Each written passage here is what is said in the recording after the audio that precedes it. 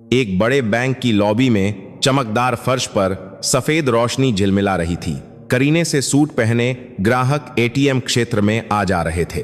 कतार के एक कोने में एक मैला कुचैला युवक अपने गंदे कपड़ों में खड़ा था। उसने एक एटीएम कार्ड को ऐसे सीने से लगा रखा था जैसे वह कोई आखिरी अमानत हो।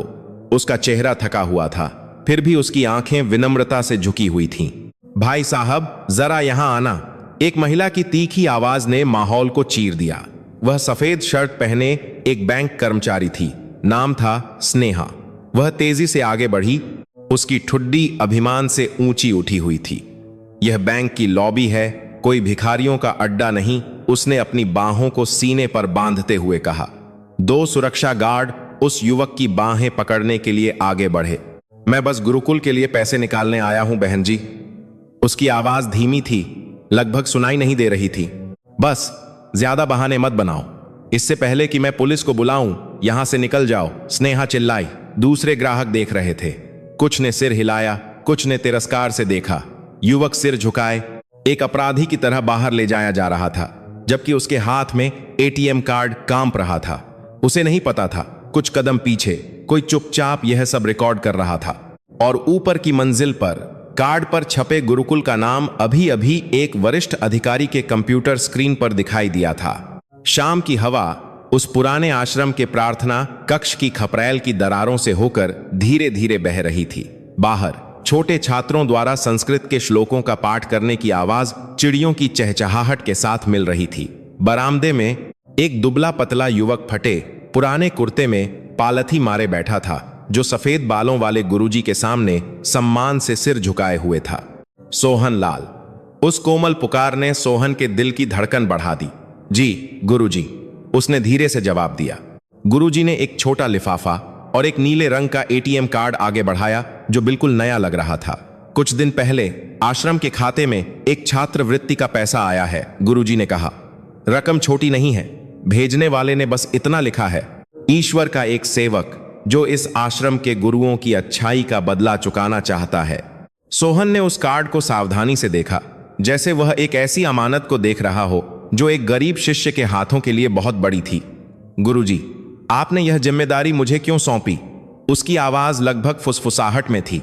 गुरुजी मुस्कुराए। उनके चेहरे की झुर्रियां धीरे धीरे नरम हो गईं। जब से तुम यहां आए हो, मैंने तुम्हें कभी शिकायत करते नहीं देखा। कपड़े भले ही फटे हों, चप्पलें टूटी हों, लेकिन तुमने कभी किसी साथी के हिस्से का भोजन नहीं लिया, कभी आश्रम की दुकान के हिसाब में बेईमानी नहीं की, और हमेशा प्रार्थना के लिए सबसे पहले पहुंचे हो। मुझे एक ऐसे व्यक्ति की जरूरत है जो इंसानों के गुस्से से ज्यादा ईश्वर को निराश करने से डरता हो। सोहन ने अपना सिर और भी झुका लिया। उसके सांवले गाल शर्म और भावना के मिश्रण से लाल हो गए। कल तुम शहर जाओगे? गुरुजी ने आगे कहा। कुछ पैसे निकाल लेना, इतने की छात्रावास की छत की मरम्मत हो जाए और वे ग्रंथ खरीदे जा सकें जो हम अब तक उधार मांगते रहे हैं। बाकी पैसे खाते में सुरक्षित रहेंगे। यह लो, इसमें सारी जानकारी है। गुरुजी ने एक कागज का टुकड़ा दिया जिसमें सुंदर लिखावट में अंक और एटीएम का पिन लिखा था। सोहन ने उसे दोनों हाथों से स्वीकार किया, जैसे उसने कागज पर लिखे अंकों से कहीं ज्यादा भारी चीज को थामा हो। तुम्हारी मां को मैंने पड़ोसी के जरिए खबर भिजवा दी है, गुरुजी ने कहा। उन्होंने संदेश भेजा है, चाहे कुछ भी हो जाए, कभी उस पैसे को हाथ मत लगाना जो तुम्हारा हक नहीं है, भले ही तुम भूखे क्यों ना हो। यह बात सोहन के दिल में उतर गई। उसे गांव में अपनी मां का चेहरा याद आ गया, जो हर सुबह सबसे पहले उठकर थोड़ा सा चावल पकाती थी और उसे चखने से पहले बहुत देर तक प्रार्थना करती थी। ईश्वर ने चाहा तो। गुरुजी, सोहन ने कांपती आवाज में कहा, अगर मुझे खाली हाथ भी लौटना पड़ा तो भी मैं इस अमानत में से एक पैसा कम नहीं करूंगा। गुरुजी ने सिर हिलाया। शहर गांव जैसा नहीं होता। वहां लोग उसे देखकर राय बनाते हैं जो वे देखते हैं, न कि उसे जो ईश्वर जानता है। अगर कोई तुम्हें नीची नजर से देखे तो हैरान मत होना। इसे पकड़ो। उन्होंने सोहन का हाथ पकड़ा, अपनी गर्म बूढ़ी हथेली को युवक के हाथ पर रख दिया। जब मशीन में यह कार्ड डालना तो प्रार्थना करना, बैंक का नहीं, भगवान का नाम लेना, क्योंकि दौलत का मालिक सिर्फ वही है।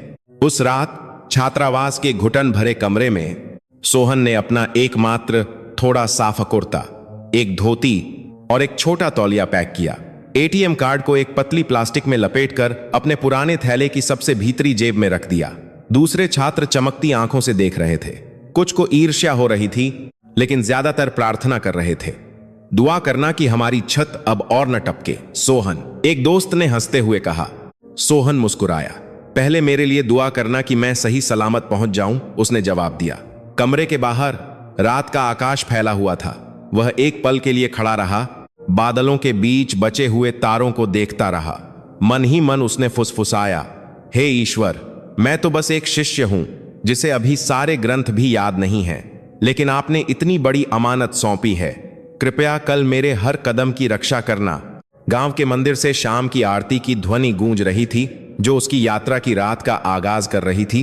बिना यह जाने कि यह छोटी सी यात्रा लोगों के उसे देखने का नजरिया और एक ऐसे व्यक्ति का जीवन बदल देगी जो अब तक मानता था कि इंसान का मूल्य उसके कपड़ों की सफाई से मापा जाता है। सुबह तड़के, जब आश्रम का आंगन अभी भी ओस से भीगा था, सोहन ने विदा ली। मैला थैला कंधे पर लटका हुआ था। एक जोड़ी सस्ती चप्पलें उन पैरों में थीं जो आमतौर पर खेत की गीली मिट्टी पर चलते थे। कुछ छात्रों ने उससे हाथ मिलाया, कुछ ने मजाक किया। शहर में अगर सस्ता समोसा मिले तो ग्रुप में फोटो भेजना। सोहन, एक छोटे हमेशा भूखे रहने वाले छात्र ने चिल्लाकर कहा। सोहन हंसा और उस छोटे लड़के के सिर पर थपकी दी। बस दुआ करना कि मैं ही पहले भूखा न रहूं।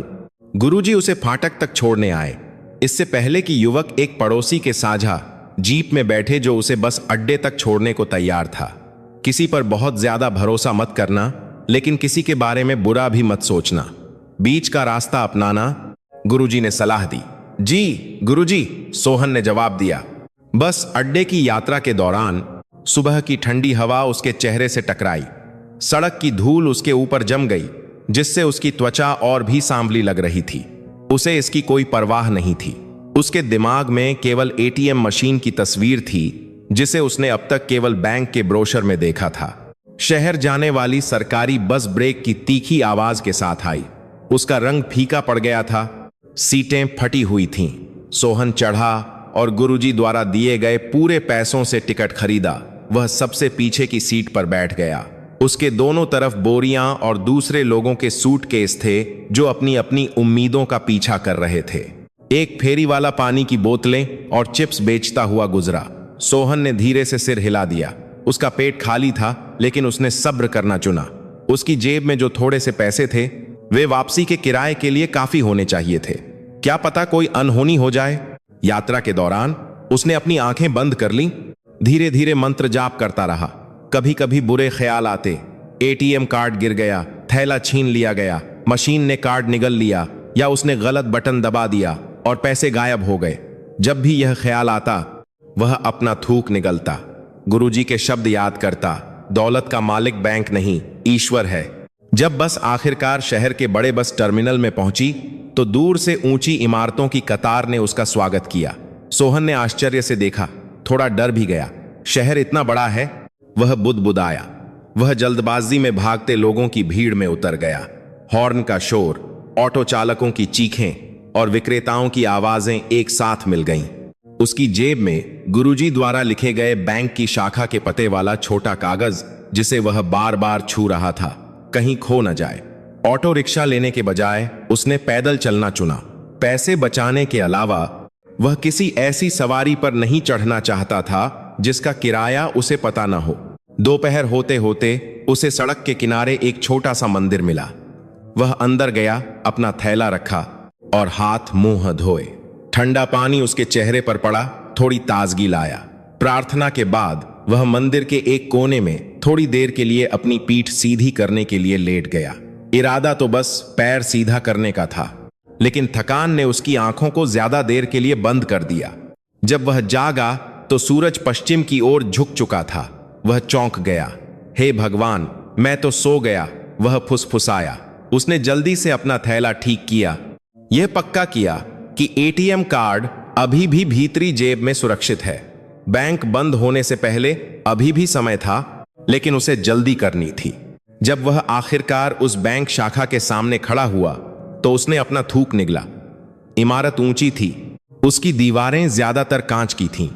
बैंक का बड़ा सा लोगो शाम की रोशनी में चमक रहा था। स्वचालित दरवाजे ग्राहकों के आने जाने पर खुल और बंद हो रहे थे। अंदर उसने एक ऐसी चमकदार लॉबी देखी जो आश्रम के सीमेंट के फर्श से बहुत अलग थी।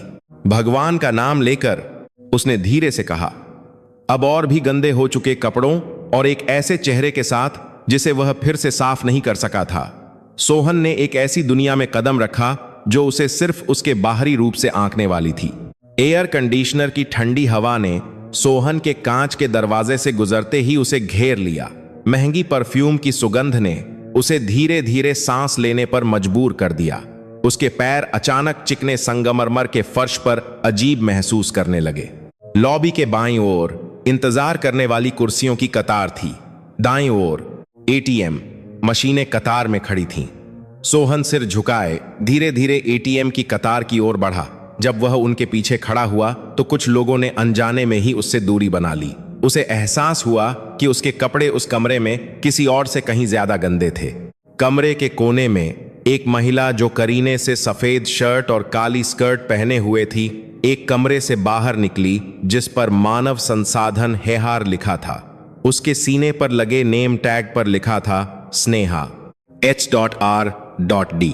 जब उसकी नजर लॉबी पर पड़ी तो वह एटीएम कतार में खड़े सोहन पर जाकर रुक गई। दूर से उसे केवल एक गंदे चेहरे, फटे पुराने कपड़े और सस्ती चप्पलों वाला आदमी दिखाई दिया। उसके दिमाग में एक छोटी सी घंटी बजी, आवारा, भिखारी, संभावित समस्या। बुद्धि सिंह जी, उसने प्रवेश द्वार के पास खड़े एक सुरक्षा गार्ड को धीरे से बुलाया। वर्दीधारी गार्ड सम्मानपूर्वक पास आया। जी मैडम स्नेहा, एटीएम मशीन के पास जो कतार में है उसे देखो। स्नेहा ने सोहन की ओर इशारा किया। जरा जांच करो, कोई अजीब आदमी ग्राहकों को परेशान न करे। यह बैंक है, कोई धर्मशाला नहीं। बुद्धि सिंह ने उस दिशा में देखा। उसने सोहन के थके हुए चेहरे को पहचान लिया, जिसे उसने थोड़ी देर पहले हिचकिचाते हुए अंदर आते देखा था। उसे अभी तक कोई समस्या महसूस नहीं हुई थी, लेकिन आदेश तो आदेश था। भाई साहब, बुद्धि सिंह की भारी आवाज सुनाई दी। यहां क्या काम है? सोहन ने थूक निगलते हुए विनम्रता से मुस्कुराने की कोशिश की। मैं पैसे निकालने आया हूं साहब। अपना खाता है? दूसरे गार्ड ने पूछा। उसकी आवाज ज्यादा तीखी थी। गुरुकुल का खाता है, गुरुजी ने मुझे भेजा है, सोहन ने जवाब दिया। बुद्धि सिंह ने स्नेहा की ओर देखा, जो अब कुछ दूर हाथ बांधे खड़ी थी। उस महिला की आंखों में स्पष्ट रूप से अविश्वास था। कपड़े ऐसे क्यों पहने हैं भाई? स्नेहा ने बिना किसी भूमिका के टिप्पणी की। यह बैंक की लॉबी है, ग्राहकों के लिए जगह है, घूमने फिरने की नहीं। सोहन ने अपने कंधे झुका लिए। माफ कीजिए बहन जी, मैं गांव से अभी अभी पहुंचा हूं, कपड़े बदलने का मौका नहीं मिला। स्नेहा ने एक छोटी सांस ली, जैसे और भी नाराज हो गई हो। उसकी नजरों में ये सभी बहाने सस्ते लग रहे थे। उसके लिए व्यवस्था का मतलब दिखावा था, और सोहन जैसा दिखावा बैंक की छवि के लिए एक खतरा था। वह पास आई, तीखी नजरों से घूरते हुए। अगर पैसे ही निकालने थे तो कैशियर के पास क्यों नहीं गए? कम से कम ढंग के कपड़े तो पहनते। दूसरे ग्राहक ऐसे लोगों को एटीएम की कतार में देखकर असहज हो जाते हैं। कुछ सिर मुड़े, कुछ ने अपने फोन में व्यस्त होने का नाटक किया, लेकिन उनके कान स्पष्ट रूप से उस बातचीत की ओर थे। लॉबी का चमकदार फर्श सोहन के कपड़ों की गंदगी को और भी बढ़ा रहा था। उसके सीने में कुछ कस गया, अपमान और अमानत पूरी न कर पाने का डर। बहन जी, पैसे आश्रम की मरम्मत के लिए हैं, मेरे लिए नहीं। स्नेहा ने अपनी ठुड्डी ऊंची की। आश्रम शब्द ने उस पर कोई खास असर नहीं डाला। अगर यह सच है तो हम बाद में जांच कर सकते हैं। अभी कृपया एटीएम क्षेत्र से बाहर निकल जाएं ताकि दूसरे ग्राहक आराम से काम कर सकें, उसने ठंड से कहा। सोहन चुप रहा, समझ नहीं पा रहा था कि क्या करे। कार्ड उसके हाथ में था, पिन उसके दिमाग में, लेकिन उसके और एटीएम मशीन के बीच की दूरी अचानक गांव से, शहर की दूरी से भी ज्यादा लगने लगी। स्नेहा सीधी खड़ी थी, हाथ सीने पर बंधे थे। उसके नजरिए से बैंक की लॉबी एक मंच थी जिसे हमेशा साफ सुथरा, व्यवस्थित और उत्तम दर्जे का दिखना चाहिए था। बस साहब, इन्हें बाहर ले जाइए, उसने सुरक्षा गार्डों को निर्देश दिया। अगर जरूरत हो तो ठीक से पूछताछ करें, लेकिन ग्राहकों को परेशान न करें। उसने आगे बढ़कर लगभग सोहन के चेहरे की ओर इशारा किया। उसकी आवाज तेज हो गई। भाई, अगर मदद चाहिए तो उसकी अपनी जगह होती है। इस बैंक में सब कुछ व्यवस्थित होना चाहिए, माहौल खराब मत करो, उसने कहा। सोहन ने अपना एटीएम कार्ड उठाया जैसे वह अपना बचाव कर रहा हो। यह देखिए बहन जी, यह आश्रम ज्ञानोदय के नाम पर है, उसने गर्व से आश्रम का नाम लेते हुए कहा। स्नेहा ने बस एक नजर डाली। कार्ड कहीं से भी आ सकता है। मैं यह नहीं कह रही कि तुम चोर हो, लेकिन यह जगह अनजान लोगों के लिए देर तक खड़े रहने के लिए नहीं है। यह वाक्य उसे बहुत चुभा। अनजान शब्द हवा में लटक गया, उस स्वाभिमान पर हमला करता हुआ जिसे सोहन ने अब तक सादगी और ईमानदारी से बनाए रखा था। बुद्धि सिंह ने सोहन के चेहरे पर एक पल के लिए देखा। उसकी आंखों में थोड़ी हिचकिचाहट थी, लेकिन उसने फिर भी युवक की बांह सावधानी से पकड़ ली। दूसरे गार्ड ने उसके कंधे पर हाथ रखा, धीरे से धक्का देते हुए। चलो भाई, बाहर चलकर बात करते हैं, उसने कहा। कार्ड लगभग सोहन की उंगलियों से छूट गया। उसने जल्दी से उसे और कसकर पकड़ लिया। बहन जी, मैं आपसे विनती करता हूं। उसकी आवाज कमजोर हो गई। अगर मैं आज पैसे नहीं निकाल सका तो मेरे आश्रम में छत और किताबें नहीं आ पाएंगी। स्नेहा ने गहरी सांस ली, आधा ऊबकर आधा थक कर। माफ करना, मेरे पास तुम्हारा ड्रामा सुनने का समय नहीं है। दूसरे ग्राहकों को एटीएम इस्तेमाल करना है, कृपया बाहर जाओ। ड्रामा शब्द सोहन के कानों में चुभ गया, लेकिन अब उसने विरोध नहीं किया। उसने बस सिर झुका लिया और दोनों गार्डों को खुद को दरवाजे तक ले जाने दिया, जैसे वह सच में कोई आवारा हो जो व्यवस्था को भंग कर रहा हो, न कि एक आश्रम का दूत जो गुरु की अमानत लेकर आया हो। पीछे कुछ ग्राहक फुसफुसा रहे थे, कुछ को दया आ रही थी, कुछ को लग रहा था कि स्नेहा ज्यादा कर रही है, लेकिन किसी में भी हस्तक्षेप करने की हिम्मत नहीं थी। स्नेहा ने अपनी शर्ट का कॉलर ठीक किया, यह महसूस करते हुए कि उसने अभी लॉबी की छवि बचाई है। उसे यह एहसास नहीं हुआ कि कमरे के एक कोने में कोई अपना फोन चालू करके खड़ा था, पूरी घटना को रिकॉर्ड कर रहा था। कांच का दरवाजा उनके पीछे धीरे से बंद हो गया। बाहर की गर्म हवा ने सोहन को घेर लिया जब उसे पार्किंग क्षेत्र में ले जाया गया। भाई, माफ करना। बुद्धि सिंह की आवाज अचानक ज्यादा मानवीय लग रही थी। अंदर के नियम सख्त हैं। स्नेहा मैडम दिखावे को लेकर थोड़ी सख्त हैं। सोहन ने मुस्कुराने की कोशिश की, हालांकि उसके होंठ कड़े थे। कोई बात नहीं साहब, मेरी भी गलती है कि मैं ऐसे कपड़ों में अंदर चला गया। दूसरे गार्ड ने बस एक सांस ली। उन्होंने अपनी पकड़ छोड़ दी। सोहन को पार्किंग के किनारे एक छोटी बेंच के पास अकेले खड़े रहने दिया। वह धीरे धीरे बैठ गया, अपने हाथ में एटीएम कार्ड को घूरता रहा। जो आंखें पहले सिर्फ थकी हुई थीं, अब आंसुओं से भर गईं। उसे गुरुजी याद आए जिन्होंने उस पर भरोसा किया। उसे वे छोटे छात्र याद आए जो उम्मीद कर रहे थे कि छात्रावास की छत अब नहीं टपकेगी। उसे अपनी मां याद आई जो शायद घर पर उसके लिए प्रार्थना कर रही होगी। हे भगवान, उसने धीरे से कहा। उसकी आवाज गले में फंस गई। आंसू आखिरकार उसके गंदे गालों पर बह निकले। तभी किसी के धीमे कदमों की आवाज पास आई। भाई साहब, किसी ने पुकारा। सोहन ने मुड़कर देखा। एक मध्यम आयु वर्ग का व्यक्ति साधारण शर्ट और पैंट में उसके पास खड़ा था। उसके सीने पर बैंक का पहचान पत्र लटका हुआ था, लेकिन बिना किसी महंगे सूट के। मैंने अंदर से देखा था, उसने कहा। तुम्हारा नाम क्या है? सोहन साहब, उसने धीरे से जवाब दिया। सोहन, उस आदमी ने दोहराया। तुमने कहा था कि तुम आश्रम से आए हो। सोहन ने सिर हिलाया। क्या तुम मुझे थोड़ा बता सकते हो? अगर तुम चाहो तो हम अंदर बात कर सकते हैं, यहां नहीं। उसने एक साइड के दरवाजे की ओर इशारा करते हुए कहा। सोहन हिचकिचाया। मुझे अभी अभी बाहर निकाला गया है साहब। वह आदमी थोड़ा मुस्कुराया। जिसने तुम्हें बाहर निकाला वह पूरा बैंक नहीं है। कभी कभी हम में से कुछ लोग इंसान को देखना भूल जाते हैं। आओ, मैं तुम्हारे साथ चलता हूं। अगर तुम ईमानदार हो तो डरने की कोई बात नहीं है। उस आदमी के बात करने के तरीके में कुछ ऐसा था जिसने सोहन के दिल को थोड़ा हल्का कर दिया। वह धीरे धीरे उठा, एटीएम कार्ड को और भी कसकर पकड़ लिया। उसके पीछे चमकदार लॉबी ठंडी खड़ी रही, जैसे कुछ हुआ ही ना हो। लेकिन अन्न देखे सिस्टम में आश्रम ज्ञानोदय का नाम अभी अभी ऊपर की मंजिल पर एक कर्मचारी के कंप्यूटर स्क्रीन पर चमका था, जो एक बड़े दानदाता के लेन देन को चिह्नित कर रहा था, जो केवल अंकों के प्रदर्शन से कहीं ज्यादा का परीक्षण कर रहा था। और उस मध्यम आयु वर्ग के व्यक्ति के फोन में उस अपमानजनक दृश्य की रिकॉर्डिंग बड़े करीने से सहेजी गई थी, जो एक ऐसे कमरे में चलाए जाने का इंतजार कर रही थी जहां ड्रामा को आंखें बंद करने का बहाना नहीं माना जाता था। उस व्यक्ति का नाम उसके छोटे से पहचान पत्र पर लिखा था, विक्रम शर्मा, आंतरिक लेखा परीक्षक। लेकिन सोहन घबराहट में इतना व्यस्त था कि पढ़ नहीं सका। सोहन, उस व्यक्ति ने धीरे से पुकारा, मैं तुम्हें भाई कह सकता हूं? जी साहब, मैंने अभी तुम्हें लॉबी से बाहर निकाले जाते देखा। मैं किसी भी पक्ष को सुने बिना कोई फैसला नहीं करना चाहता, लेकिन मैंने सुना कि तुमने आश्रम का जिक्र किया। सोहन ने धीरे से सिर हिलाया। मैं एक शिष्य हूं साहब, गुरुजी ने यह कार्ड सौंपा है। उसने वह एटीएम कार्ड उठाया जो उसने कभी नहीं छोड़ा था। विक्रम शर्मा की आंखें एक पल के लिए तेज हो गईं। आश्रम ज्ञानोदय? जी साहब, सोहन ने जवाब दिया, हैरान कि उन्हें नाम कैसे पता चला। वे एक मध्यम आकार के कमरे में दाखिल हुए। बुला लीजिए। मैं एक मेज इस्तेमाल कर सकता हूं? विक्रम ने पूछा। बिल्कुल श्रीमान शर्मा, एक महिला कर्मचारी ने तुरंत उठकर जगह दी। सोहन को बैठने के लिए कहा गया। गद्देदार कुर्सी उस शरीर के लिए बहुत ज्यादा शानदार महसूस हुई जो आश्रम के फर्श पर बैठने का आदी था। ठीक है, अब धीरे धीरे बताओ, श्रीमान शर्मा ने कहा।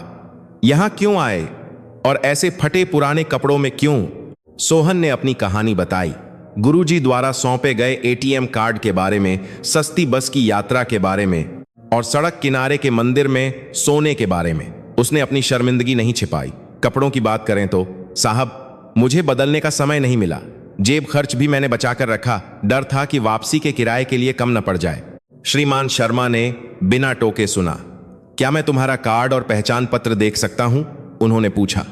सोहन ने एटीएम कार्ड और अपने पतले बटुए से आश्रम के परिवार रजिस्टर की एक फोटोकॉपी और गुरुजी के हस्ताक्षर वाला एक छोटा सा प्रमाण पत्र निकाला। नीली स्याही की मुहर अभी भी नई लग रही थी। श्रीमान शर्मा ने उसे पढ़ा। उनके होंठ धीरे धीरे हिले जब उन्होंने मन ही मन गुरुजी का नाम लिया। वह नाम उनके लिए अजनबी नहीं था। बिना कुछ कहे वह उठे। भाई, यहां 1 मिनट रुको, कहीं मत जाना। श्रीमान शर्मा एक कंप्यूटर पर गए। आश्रम से मिले छोटे लिफाफे पर लिखा खाता नंबर डाला। कुछ सेकंड बाद स्क्रीन पर एक बड़ी राशि और लेन देन का इतिहास दिखाई दिया। शेष राशि देखकर श्रीमान शर्मा की आंखें थोड़ी चौड़ी हो गईं। कई बड़े हस्तांतरण एक ऐसे नाम से आए थे जो उन्हें बहुत परिचित था। एक प्राथमिकता वाला ग्राहक और एक संभावित निवेशक जो बैंक के सिस्टम और नैतिकता का परीक्षण कर रहा था। स्क्रीन के ऊपरी कोने में एक छोटा सा नोट था, आश्रम ज्ञानोदय के लिए नियमित दान। उनके दूत के साथ पेशेवर और ईमानदार व्यवहार का अनुरोध है। यह नोट एक लाल बत्ती की तरह था जो अचानक बैंक की सामान्य प्रक्रियाओं के बीच चमक उठा। दौर था। इस बीच परामर्श कक्ष में सोहन अकेला बैठा था। अचानक श्रीमान शर्मा एक अधिक गंभीर चेहरे के साथ लौटे। सोहन, उन्होंने धीरे से कहा, मैंने आश्रम का खाता जांच लिया है। शेष राशि और भेजने वाले का नाम तुम्हारी कहानी से मेल खाता है। सोहन ने राहत की सांस ली। धन्यवाद भगवान का, उसने धीरे से कहा। लेकिन इससे पहले कि मैं आगे बढ़ूं, मैं एक बात पूछना चाहता हूं, श्रीमान शर्मा ने कहा। जब लॉबी में उस मैडम ने तुम्हें बाहर निकाला तो तुम्हें गुस्सा क्यों नहीं आया? सोहन एक पल के लिए चुप रहा। मुझे गुस्सा आया था साहब, उसने ईमानदारी से कहा। लेकिन मैं यहां आश्रम का नाम लेकर आया हूं, अपना नहीं। अगर मैं गुस्सा करता तो लोग मेरे आश्रम को ऐसे छात्रों की जगह के रूप में याद करते जो हंगामा करना पसंद करते हैं। श्रीमान शर्मा ने धीरे धीरे सिर हिलाया। उनकी आंखें और भी गहराई से देख रही थीं। तो तुमने आश्रम के नाम के लिए खुद को रोक लिया। मैं ईश्वर को अपने गुस्से के तरीके से निराश करने से डरता था साहब, सोहन ने कहा। अगर मैं धैर्य रखता हूं और ईमानदार रहता हूं तो शायद ईश्वर किसी और रास्ते से मदद करेगा। उस सरल वाक्य ने उनके बीच कुछ सेकंड के लिए चुप्पी ला दी। श्रीमान शर्मा ने मेज पर रखा फोन उठाया, कुछ नंबर डायल किए। मैडम, कृपया शाखा प्रबंधक से संपर्क करें। कहिए कि मुझे एक छोटी बैठक की जरूरत है और पिछले 1 घंटे की लॉबी की सीसीटीवी फुटेज भी चाहिए, उन्होंने संक्षेप में कहा। फोन रखने के बाद वह फिर से सोहन की ओर मुड़े। भाई, मुझे तुम्हारी यहां जरूरत है। हम तुम्हारे पैसे निकालने की प्रक्रिया में मदद करेंगे, लेकिन एक और मामला है जिसे हमें सुलझाना है। श्रीमान शर्मा उठे। तुम जल्द ही समझ जाओगे। अब यह पानी पियो। उन्होंने सोहन के सामने एक गिलास पानी रखा। बाहर कदमों की आवाज तेज हो गई। ऊपर की मंजिल पर एक छोटे से बैठक कक्ष में शाखा प्रबंधक, एक शांत चेहरे वाले व्यक्ति, मेज के सिरे पर बैठे थे। उनके बगल में सेवा प्रमुख, संचालन प्रमुख और श्रीमान शर्मा थे, जो सामान्य से अधिक गंभीर दिख रहे थे। श्रीमान शर्मा ने अपना लैपटॉप मेज के बीच में रखा, उसे दीवार पर लगे स्क्रीन से जोड़ा। स्क्रीन पर आश्रम ज्ञानोदय के खाते का विवरण दिखाई दिया। यह उस ट्रस्ट का खाता है जिसकी मैंने अभी जांच की, उन्होंने समझाया। शेष राशि एक प्राथमिकता वाले ग्राहक से नियमित हस्तांतरण से आती है, जिसे आप सभी जानते हैं। उन्होंने डिस्प्ले को बदला। भेजने वाले का नाम स्पष्ट रूप से दिखाई दिया, एक बड़ा व्यवसायी जो पिछले कुछ महीनों से निवेश योजनाओं के बारे में प्रबंधन से गहन बातचीत कर रहा था। उन्होंने यहां एक नोट लिखा है। श्रीमान शर्मा ने स्क्रीन के कोने में छोटे पाठ की ओर इशारा करते हुए कहा, मैं यह धन आपके बैंक के माध्यम से सौंप रहा हूं। कृपया आश्रम के प्रतिनिधियों के साथ पेशेवर व्यवहार करें। मेरे लिए आपका बैंक कमजोरों के साथ जैसा व्यवहार करता है, वही यह तय करेगा कि क्या मैं आपको बड़ी चीजें सौंप सकता हूं। कमरा एक पल के लिए शांत हो गया। इसका मतलब है, शाखा प्रबंधक ने धीरे से कहा, लॉबी में जो कुछ भी हुआ वह सिर्फ एक साधारण गलतफहमी नहीं थी। श्रीमान शर्मा ने सिर हिलाया। मैंने पिछले 1 घंटे की सीसीटीवी फुटेज का अनुरोध किया है। संचालन प्रमुख ने एक रिमोट पर एक बटन दबाया और स्क्रीन लॉबी के कैमरे के दृश्य में बदल गई। उन्होंने फिर से देखा कि कैसे सोहन अंदर आया, एटीएम कतार में खड़ा हुआ, फिर कैसे स्नेहा आई, इशारा किया, गार्डों को बुलाया और उसे कठोर शब्दों के साथ बाहर निकाल दिया। श्रीमान शर्मा ने अपने फोन से एक छोटा वीडियो जोड़ा जिसमें दरवाजे के पास की बातचीत कैद थी, जिसमें यह बैंक कोई धर्मशाला नहीं है और मेरे पास तुम्हारा ड्रामा सुनने का समय नहीं है जैसे वाक्य शामिल थे। प्रबंधक का चेहरा कठोर हो गया। यह हमारी H.R. हेड मैडम स्नेहा हैं, जो अब तक ग्राहक सेवा प्रशिक्षण का नेतृत्व करती रही हैं। उसकी आवाज सपाट लेकिन ठंडी थी। जाहिर है उनकी सख्ती गलत जगह पर थी। प्रबंधक बुदबुदाया, नीचे सोहन इंतजार कर रहा है। वह एक बड़ी अमानत और एक सच्चे दिल के साथ आया था, लेकिन उसके साथ अभी अभी कचरे जैसा व्यवहार किया गया। अगर यह रिकॉर्डिंग उस दानदाता तक पहुंचती है और वह यह मानता है कि हमारा बैंक कमजोरों के धन की रक्षा करने के योग्य नहीं है, तो मैं आगे की कल्पना करने की हिम्मत नहीं कर सकता। किसी ने हस्तक्षेप नहीं किया। प्रबंधक ने एक गहरी सांस ली। आश्रम के लिए एक आधिकारिक माफी तैयार करें और कृपया मैडम स्नेहा को इस कमरे में बुलाएं। मैं सोहन से भी व्यक्तिगत रूप से मिलना चाहता हूं। स्नेहा के मेज पर फोन बजा। मैडम स्नेहा, शाखा प्रबंधक आपको अभी 3री मंजिल के बैठक कक्ष में बुला रहे हैं। रिसेप्शनिस्ट की आवाज थोड़ी तनावपूर्ण लग रही थी। ठीक है, मैं आ रही हूं, उसने संक्षेप में कहा। लिफ्ट में उसने दीवार पर लगे शीशे में एक नजर डाली। मेकअप अभी भी सही था, सफेद शर्ट अभी भी इस्त्री की हुई थी। बस उसके माथे पर चिंता की एक हल्की सी लकीर थी, जिसे उसने जल्दी से अपनी उंगली से चिकना कर दिया। जैसे ही उसने कदम रखा, स्नेहा ने तुरंत एक अलग माहौल महसूस किया। शाखा प्रबंधक मेज के सिरे पर बैठे थे। उनका चेहरा सामान्य से अधिक कठोर था। उनके बगल में श्रीमान शर्मा और कुछ अन्य विभाग प्रमुख थे।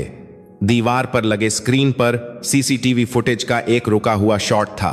कृपया बैठिए, मैडम स्नेहा, प्रबंधक ने संक्षेप में कहा। प्रबंधक ने रिमोट पर एक बटन दबाया। सीसीटीवी रिकॉर्डिंग चलने लगी। लॉबी का शॉट दिखाई दिया। सोहन अंदर आया, कतार में लगा, फिर वह खुद स्क्रीन पर दिखाई दी। स्नेहा के चेहरे का रंग धीरे धीरे फीका पड़ गया। उसने खुद को इशारा करते, गार्डों को बुलाते, ठुड्डी उठाते और उसे बाहर निकालते देखा।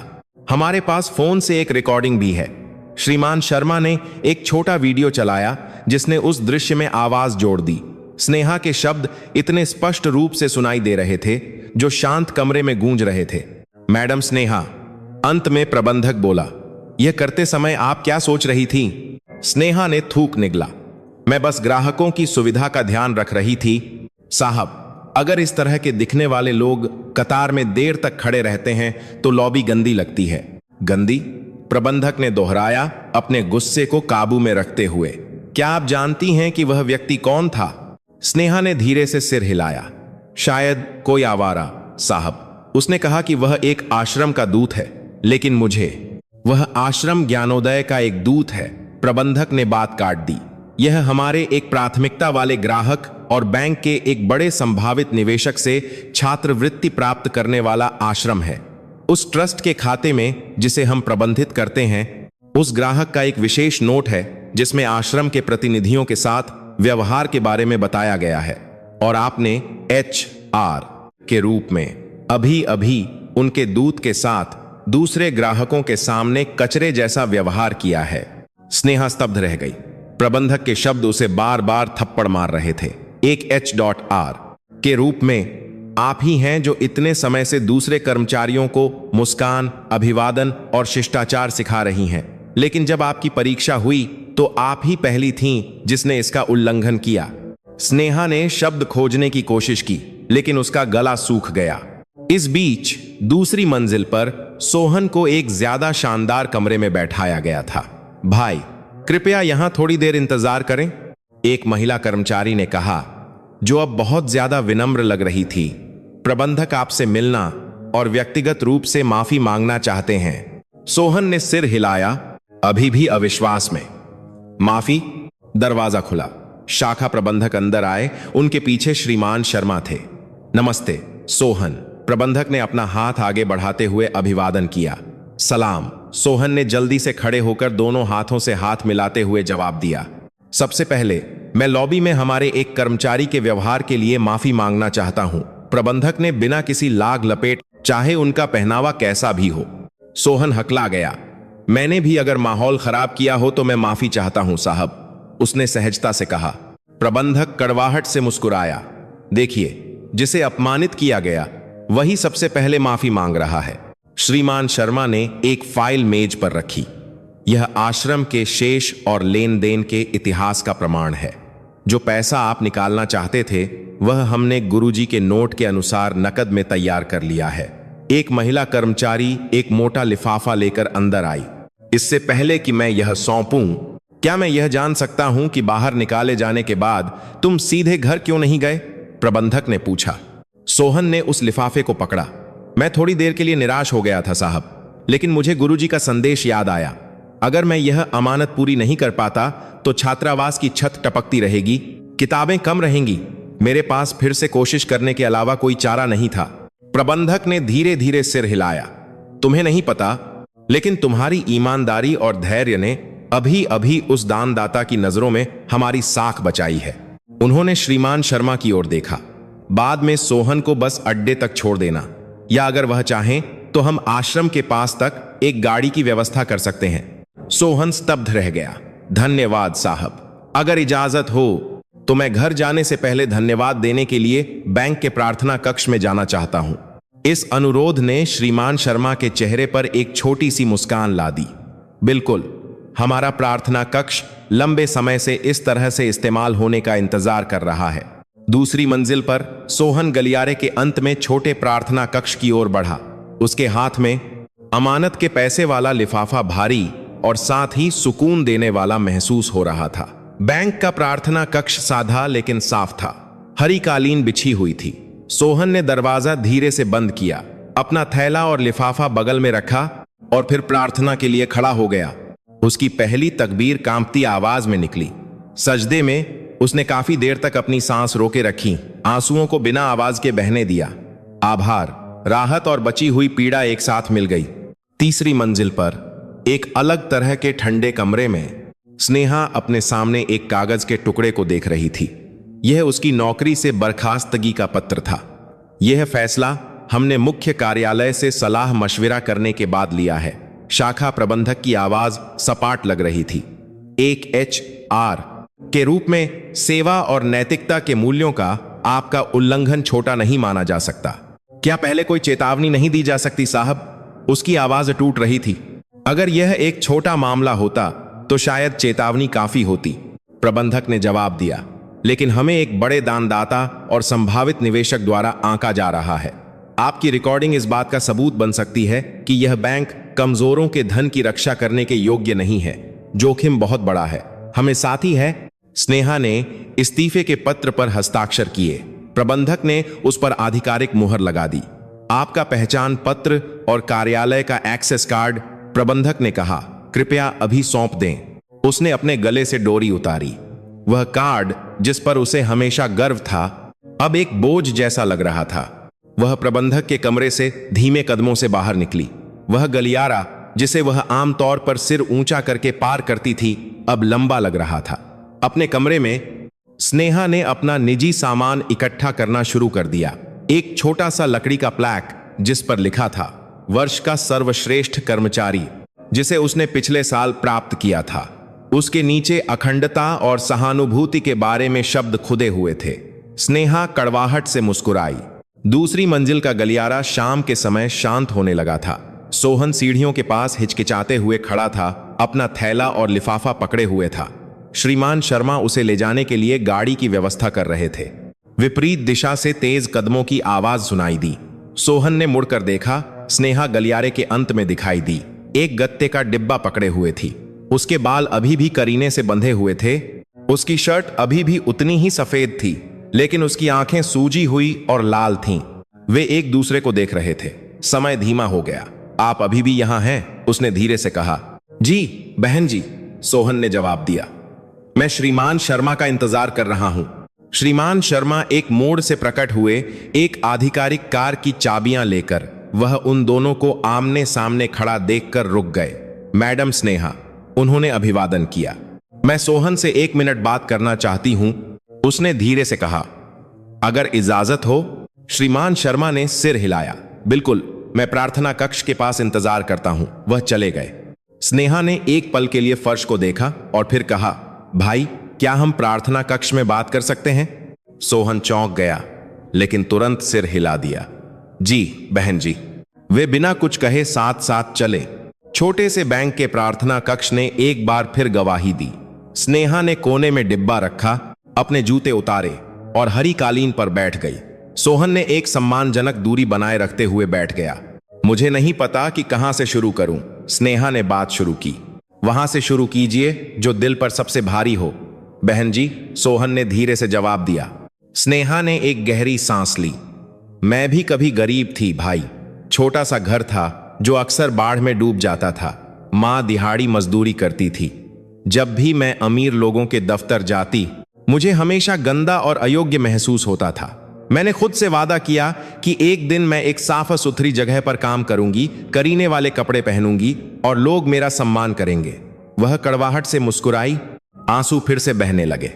लेकिन जब मैं उस जगह पर पहुंची तो मैंने वही किया जो मुझे डर था कि लोग मेरे साथ करेंगे। जब मैंने तुम्हें लॉबी में फटे, पुराने कपड़ों और थके हुए चेहरे के साथ देखा तो मुझे अपना अतीत याद आ गया। लेकिन किसी तरह मैंने उसे स्वीकार करने से इनकार कर दिया। मैंने तुम्हें दूर धकेल दिया, जैसे कि अगर तुम वहां होते तो लोगों को याद आता कि मैं भी कभी वैसी ही थी। उसने अपनी आंखें पोंछीं। अब मैंने अपनी वह नौकरी खो दी है जिस पर मुझे गर्व था। शायद यह ईश्वर का मुझे डांटने का तरीका है। सोहन, उसकी आवाज कांप रही थी।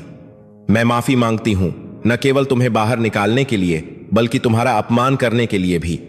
मैं भूल गई थी कि सबसे ज्यादा सम्मान के योग्य वह नहीं है जिसके कपड़े सबसे साफ हों, बल्कि वह है जो ईश्वर को निराश करने से सबसे ज्यादा डरता है। सोहन का दिल भर आया, लेकिन गुस्से से नहीं। मैंने आपको उसी समय माफ कर दिया था बहन जी, उसने धीरे से कहा। अगर मैं उस दर्द को अपने दिल में रखता तो मुझे डर था कि ईश्वर भी मेरे लिए अपनी क्षमा रोक लेगा। स्नेहा ने उसे देखा। उसकी लाल आंखें अविश्वास और राहत से भरी थीं। यह अमानत आश्रम की है। सोहन ने लिफाफे को छूते हुए कहा, मैं तो बस एक जरिया था। मेरे गुरुजी कहते थे कि सम्मान कपड़ों या पद में नहीं होता। सम्मान इस बात में है कि हम ईश्वर के दूसरे सेवकों के साथ कैसा व्यवहार करते हैं। शायद ईश्वर आपसे प्यार करता है, इसीलिए उसने आपको अभी डांटा, न कि तब जब बहुत देर हो चुकी होती। यह सुनकर स्नेहा ने अपनी आंखें बंद कर लीं। मुझे नफरत न करने के लिए धन्यवाद, उसने धीरे से कहा। सोहन थोड़ा मुस्कुराया। अगर मैं नफरत करता तो मैं शांति से आश्रम के पैसे घर नहीं ले जा पाता। इस अमानत के लिए एक हल्का दिल चाहिए। वे फिर चुप हो गए। स्नेहा ने अपने आंसू पोंछे। क्या मैं थोड़ी देर प्रार्थना कर सकती हूं? उसने धीरे से पूछा। जरूर बहन जी, सोहन ने जवाब दिया। जब स्नेहा ने प्रार्थना शुरू की तो उसकी आवाज कांप रही थी। फिर भी हर हरकत उन कई प्रार्थनाओं से ज्यादा सच्ची महसूस हुई जो उसने अब तक जल्दबाजी में की थी। सोहन पीछे बैठा था, आंखें बंद किए, अपने सामने वाली महिला के लिए मन ही मन प्रार्थना कर रहा था। उस शाम बैंक की आधिकारिक कार शहर छोड़कर गांव की ओर जा रही थी। सोहन खिड़की से बाहर देख रहा था। ऊंची इमारतें धीरे धीरे छोटे घरों में बदल गईं, फिर चारों ओर खेत फैल गए। उसकी गोद में अमानत का लिफाफा कभी भी उसकी पकड़ से नहीं छूटा। बस अड्डे पर पहुंचकर सोहन उतर गया। उसने आश्रम के सामने तक छोड़े जाने से इनकार कर दिया। उसे गांव की सड़कों पर हमेशा की तरह चलना ज्यादा सुकून भरा लगा। आश्रम के गेट पर कुछ छात्र इंतजार कर रहे थे। गुरुजी बरामदे में खड़े थे, हाथ में लकड़ी की छड़ी, चेहरे पर मुस्कान थी। कैसा रहा सोहन? उन्होंने पूछा। जब युवक ने उनके हाथ चूमे, सोहन ने उन आंसुओं को रोका जो लगभग गिरने वाले थे। ईश्वर ने इस अमानत की रक्षा की गुरुजी, उसने धीरे से जवाब दिया। उसने बैंक से निकासी के प्रमाण और नोट के साथ पूरा लिफाफा सौंप दिया। उस रात साधारण से हॉल में सभी छात्र इकट्ठा हुए। गुरुजी ने घोषणा की कि छात्रावास की मरम्मत की जाएगी, नई किताबें खरीदी जाएंगी, दानदाता का नाम लिया गया, फिर एक लंबी प्रार्थना की गई। प्रार्थना के बीच में गुरुजी ने एक और नाम लिया। हे ईश्वर, सोहन लाल की यात्रा को आशीर्वाद दें, जिसे आपने इस अमानत का माध्यम बनाया। उसके दिल को विशाल बनाएं, उसके कदमों को मजबूत करें और उसे अहंकार से बचाएं। सोहन ने सिर झुका लिया। उसे नहीं लगा कि उसने कोई बड़ा काम किया है। उसने बस कोशिश की कि वह उस चीज को नुकसान न पहुंचाए जो उसकी नहीं थी। कुछ महीने बाद शहर में स्नेहा ने नए दिन शुरू किए। बिना बैंक की वर्दी के, बिना बड़े लोगों वाले पहचान पत्र के, वह सड़क के बच्चों के लिए एक आश्रय गृह में पढ़ना लिखना सिखा रही थी। उसका वेतन बहुत कम था, लेकिन जब भी वह उन बच्चों को हंसते हुए देखती तो उसे लगता कि उसके सीने में कोई खाली जगह भर गई है। एक दिन आश्रय गृह के प्रबंधक ने उसे गांव में एक धन उगाहने वाले कार्यक्रम में आमंत्रित किया। उन्होंने कहा कि मेहमान एक आश्रम के गुरुजी हैं। स्नेहा एक साधारण दुपट्टे में आई, सबसे पीछे की कतार में बैठ गई। सामने एक युवक सादे लेकिन करीने वाले कपड़ों में गुरुजी के साथ खड़ा था। धन के उपयोग की एक संक्षिप्त रिपोर्ट पढ़ रहा था। उसकी आवाज शांत थी, आंखें सम्मान से झुकी हुई थीं। स्नेहा ने उसका नाम पुकारे जाने से पहले ही उस चेहरे को पहचान लिया, सोहन।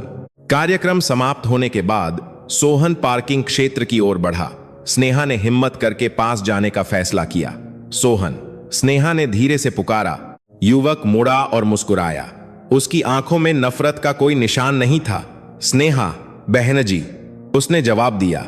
उन्होंने थोड़ी देर आश्रम के बारे में, आश्रय गृह के बारे में, स्नेहा की नई नौकरी के बारे में बात की। उनमें से किसी ने भी बाहर निकाला गया, बर्खास्त किया गया या सीसीटीवी शब्द का जिक्र नहीं किया। वह सब अतीत का हिस्सा बन चुका था जिससे उन्होंने सबक सीख लिया था। जब वे अलग हुए, स्नेहा ने गांव के तारों से भरे रात के आकाश को देखा। उसके बगल में जुगनुओं का पीछा करते बच्चों की हंसी की आवाज आ रही थी। कहीं और सोहन गुरुजी के पास खड़ा था, एक छोटे से तालाब की सतह पर परावर्तित होती रोशनी को देख रहा था। उसके दिल में वह शुक्रगुजार था कि वह अमानत को सुरक्षित वापस ले आया था, न केवल पैसे के रूप में बल्कि उन लोगों के दिलों के रूप में भी जिन्हें उस दिन बैंक की लॉबी में एक छोटी सी मुलाकात ने छुआ था। कोई नाटकीय संगीत नहीं था, केवल रात की धीमी हवा, गूंजती प्रार्थनाएं और इंसानों के कदम जो आगे बढ़ते रहते हैं। हर कोई ईश्वर और एक दूसरे के सामने ज्यादा ईमानदार होने का तरीका खोज रहा है।